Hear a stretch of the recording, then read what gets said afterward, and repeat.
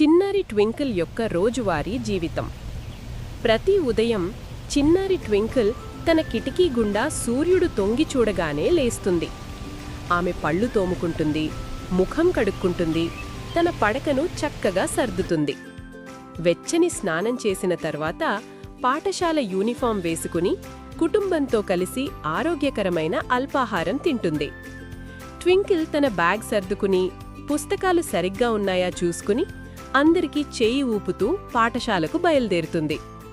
తరగతిలో ఆమె గురువు చెప్పే పాఠాలను శ్రద్ధగా వింటుంది. లంచ్ టైంలో స్నేహితులతో ఆహారం పంచుకుంటుంది. విరామ సమయంలో ఆనందంగా ఆడుకుంటుంది. ప్రతిరోజు కొత్త విషయాలు నేర్చుకోవడం ఆమెకు చాలా ఇష్టం. పాఠశాల తరువాత ట్వింకిల్ ఇంటికి వస్తుంది. ముందుగా చేతులు కడుక్కుంటుంది. తరువాత తన హోంవర్క్ పూర్తి చేస్తుంది. సాయంత్రం బయట ఆడుకుంటుంది. అమ్మకు సహాయం చేస్తూ మొక్కలకు నీళ్లు పోస్తుంది. రాత్రయ్యాక కుటుంబమందరూ కలిసి భోజనం చేస్తారు. కథలు చెప్పుకుంటూ నవ్వుకుంటూ సంతోషంగా గడుపుతారు. నిద్రకు ముందు ట్వింకిల్ ఒక చిన్న కథాపుస్తకం చదువుతుంది.